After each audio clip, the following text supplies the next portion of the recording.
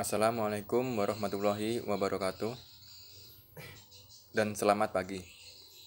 Perkenalkan, nama saya Muhammad Nur Ghazali dari Program Studi Teknik Pertambangan Universitas Jambi angkatan tahun 2018. Di sini saya akan menjelaskan tentang skema pembentukan batu bara.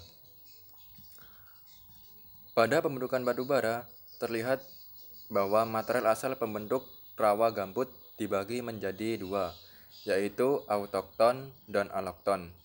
Autokton sendiri yaitu material yang tidak mengalami transportasi, dan alokton yaitu material yang mengalami transportasi. Material rawa gambut tersebut kemudian mengalami proses penggambutan. Dalam proses tersebut, mikroba memiliki peranan yang sangat penting. Seiring dengan proses penggambutan, proses pembentukan humin dan penurunan keseimbangan bioteknik pun berlangsung. Mulai dari proses penggambutan sampai tahap lignit disebut sebagai tahapan diagenesa maupun fase biokimia. Sedangkan pada tahap lignit sampai antrasit disebut sebagai tahapan metamorfosa atau tahapan fase biokimia.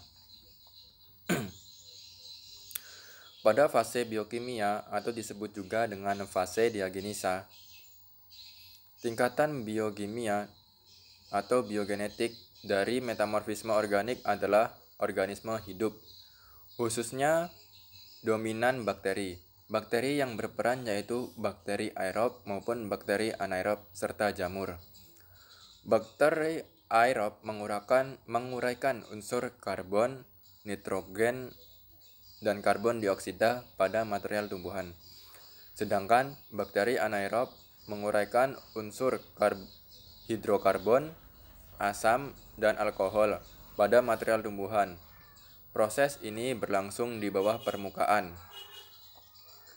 Dalam pembentukan batu bara, material tanaman mengalami proses penggambutan dan proses pembentukan humin terhadap humic matter.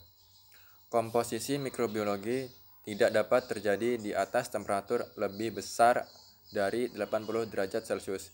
Proses ini berlangsung pada kedalaman 1-10 meter di bawah permukaan. Selanjutnya mengenai tahapan fase geokimia atau metamorfisme.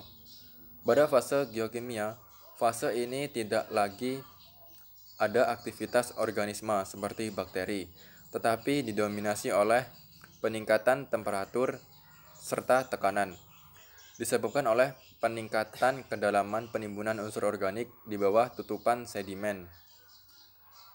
Batas dari fase tersebut yaitu pada kedalaman lebih dari 10 meter.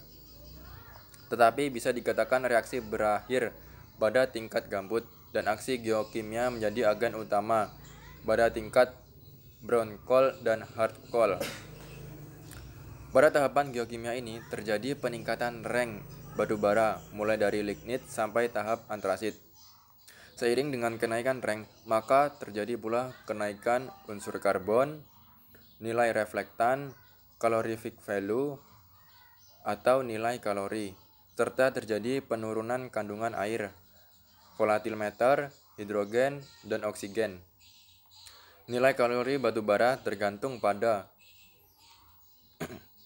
tingkat rank batu bara itu sendiri. Semakin tinggi peringkat batu bara, semakin tinggi pula nilai kalorinya. Pada batu bara yang memiliki nilai kalori yang sama dapat dipengaruhi oleh moisture dan abu. Semakin tinggi moisture atau abu, semakin kecil pula nilai kalorinya. Kandungan karbon secara rank batu bara yaitu gambut memiliki kandungan 55% karbon, lignit memiliki kandungan 60% karbon, subbituminus memiliki kandungan 70% karbon, bituminus memiliki kandungan 80% karbon, serta antrasit memiliki 95% karbon. Dari skema tersebut dapat disimpulkan bahwa proses pembentukan batu bara telah melewati dua tahapan, yaitu tahapan diagenesa biokimia yang dimulai dari proses penggambutan sampai pada lignit, dan tahapan metamorfisme atau geokimia mulai dari lignit sampai pada tingkat antrasit.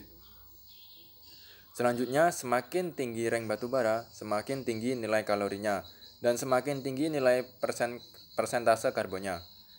Maka sebaliknya, semakin rendah kandungan air semakin rendah kandungan air, volatil matter, hidrogen, dan oksigen. Itulah yang dapat saya sampaikan, kurang dan lebihnya saya mohon maaf. Saya akhiri. Wassalamualaikum warahmatullahi wabarakatuh.